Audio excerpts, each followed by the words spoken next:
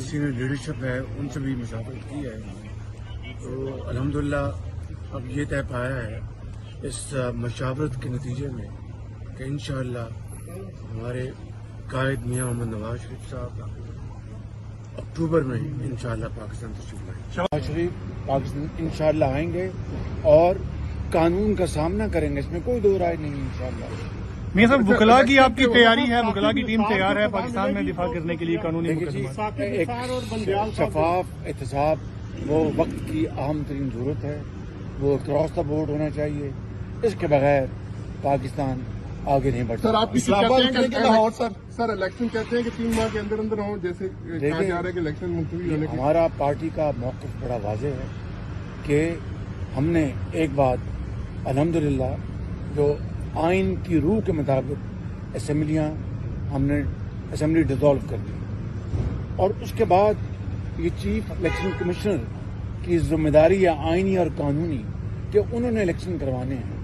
ہماری پارٹی نے میاں نواز شریف صاحب کی ہدایت کے مطابق ہماری پارٹی کے زعماء نے آج وہاں پر میٹنگ کی ہے، اور میٹنگ کی مجھے تفصیلات تو اس کا علم نہیں، میں یہاں پر تھا، لیکن یہ بات طے ہے کہ ہم الیکشن کمیشن کو بطور ایک پولیٹیکل پارٹی کے پورا ہم ان کی فیسیلیٹیٹ کریں گے تاکہ فری اینڈ فیئر اور شفاف الیکشن ہو۔ شہباز شریف صاحب، ایسٹ ریکوری یونٹ نے جب آپ اپوزیشن میں تھے آپ کے خلاف 2 کیسز شروع کرائے تھے، آپ نے اپنے پچھلے 1 سال میں آپ نے انویسٹیگیٹ کروایا کہ اس پہ کتنے پیسے خرچ ہوئے ہیں، جو نیشنل کرائم ایجنسی کا کیس تھا اور جو ڈیلی میل کا کیس تھا؟ کروڑوں روپے پاکستان کے اپنا ضائع کیے عمران نیازی نے اور شہزاد اکبر ان کے حواریوں نے، اور اسی طرح جو موسوی صاحب تھے یا پتہ نہیں مساوی صاحب تھے، ان کے اوپر کروڑوں روپے عمران نیازی نے خرچ کیے تاکہ موسوی سے کوئی بات نکلوائی جائے یا NCA میں میرے خلاف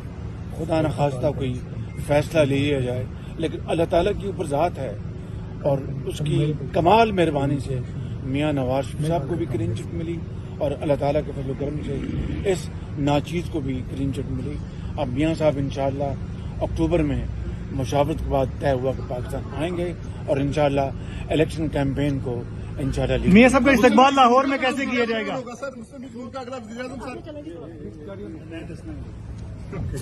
زمین پر سلایا گیا اور جیل کا کھانا وہاں پر ان کو کہا آپ کو کھانا پڑے گا۔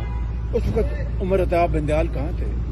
اس وقت کیوں نہ ان کو یاد آیا کہ یہ ناانصافی کی آخری حد ہے؟ ایک بات۔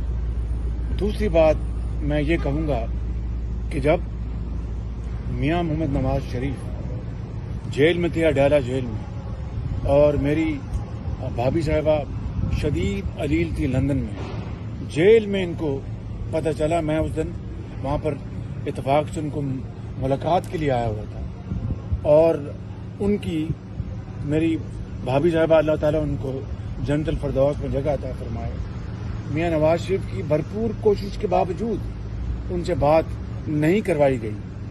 کاش عمر عطا بندیال صاحب کو یہ واقعات کا بھی تو اچھی طرح علم ہے، کاش مجھے بھی پوچھ لیتے۔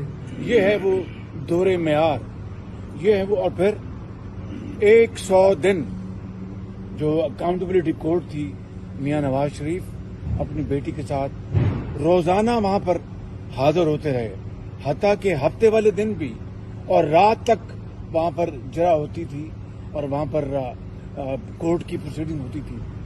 عمر عطا بندیال صاحب کو تب تو یاد نہیں آیا کہ یہ سراسر ظلم اور زیادتی ہے۔ یہ ہے وہ دورہ معیار جو بعض افراد کی وجہ سے جس نے پاکستان کے اندر انصاف کے نظام کو تباہ و برباد کیا۔